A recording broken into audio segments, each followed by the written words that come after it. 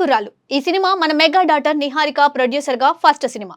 కథ చాలా ఎంటర్టైనింగ్ గా ఉండడంతో బాగా ఆడింది. అలానే మన నిహారికకి కూడా మంచి స్టోరీ సెలెక్షన్ ఉందని అర్థమైంది. సో ఆమె నెక్స్ట్ సినిమా ఏది ఉంటుంది అన్న ఉత్సాహం ఫ్యాన్స్ లో కూడా ఉండేది. ఇక ఇప్పుడు రాకాస సినిమా అనౌన్స్ చేశాక సూపర్ అనిపించింది.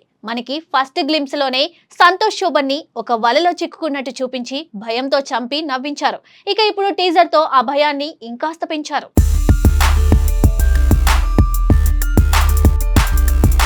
కమిటీ కుర్రాలు ద్వారా నిహారిక నిర్మాతగా తన టేస్ట్ ఏమిటో చూపించారు. ఇప్పుడు సెకండ్ సినిమాతో ఆ పేరుని ఇంకాస్త పై స్థాయికి తీసుకెళ్లారు అనిపిస్తుంది. ఎందుకంటే ఈ సినిమా ఒక హారర్ కామెడీ జానర్ స్టోరీ. భయపెట్టే అంశాలు, నవ్వించే సన్నివేశాలు అన్నీ ఉంటాయన్నమాట. సో భయపెట్టి నవ్వించి ఇంటికి పంపిస్తుంది ఈ సినిమా. అందులో సంగీత్ శోభన్ హీరో కాబట్టి నవ్వి నవ్వి చావాల్సిందే. సంగీత్ శోభన్ తన కామెడీ టైమింగ్ తో ఇప్పటికే మంచి గుర్తింపు తెచ్చుకున్నాడు. అలానే చాలా సినిమాల్లో నవ్వించాడు కూడా. అందుకే ఈ సినిమా ఆయన స్టైల్ కు సరిపోయేలా డిజైన్ చేసినట్టు టీజర్ చూస్తే అర్థమవుతుంది. ఇక దర్శకురాలిగా మానస శర్మ ఫస్ట్ సినిమా హారర్ కామెడీలా ఎంచుకోవడం ఆసక్తికరంగా మారింది.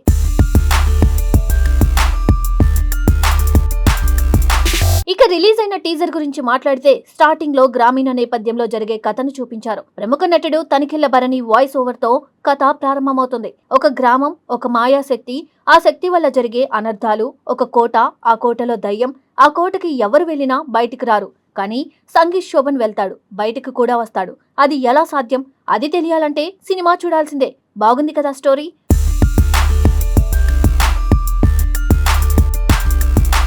ఒక గ్రామం అద్భుత శక్తుల ప్రభావంలో ఉందని చెప్పే విధంగా టీజర్లో చూపించి, అదే సమయంలో అమెరికా నుండి తన ఊరికి తిరిగి వచ్చే యువకుడిగా సంగీత్ శోభన్ కనిపిస్తాడు. వీరుగా సంగీత్ చేసే కామెడీ పీక్స్. కానీ ట్విస్ట్ ఏంటంటే అతను తన స్నేహితుడు గెటప్ శ్రీనుతో కలిసి అనుకోకుండా కొన్ని విచిత్రమైన సంఘటనల్లో చిక్కుకుంటాడు. అలా కోటలోకి ఎంట్రీ ఇస్తాడు కూడా. ఇక గెటప్ శ్రీను కామెడీ టైమింగ్ తో టీజర్ ని మళ్లీ మళ్లీ చూసేలా చేశాడు.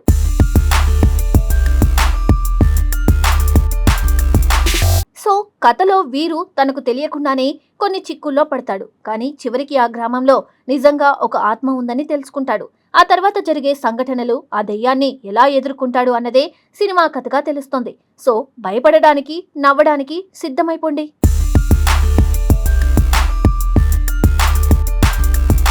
సాధారణంగా ఇలాంటి హారర్ కామెడీ సినిమాలు ఒక కమర్షియల్ ఫార్ములాను అనుసరిస్తాయి. భయపెట్టే సన్నివేశాల మధ్యలో సరదా కామెడీ ట్రాక్ నడుస్తుంది. రాకాస కూడా అలాంటి శైలిలోనే తెరకెక్కినట్టు కనిపిస్తుంది.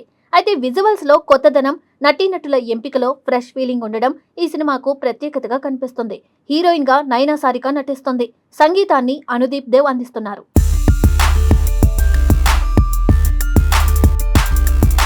తెలుగు సినిమాల్లో హారర్ కామెడీ జోనర్ కొంతకాలంగా తగ్గిపోయింది. ఒకప్పుడు ఈ జోనర్ సినిమాలు ప్రేక్షకులను బాగా అలరించేవి. ఇటీవల కిష్కింధపురి విజయం తర్వాత మళ్లీ ఈ జోనర్ పై ఆసక్తి పెరిగింది. రాకాస హిట్ అయితే హారర్ కామెడీకి మళ్లీ మంచి రోజులు వస్తాయని సినీ వర్గాలు భావిస్తున్నాయి.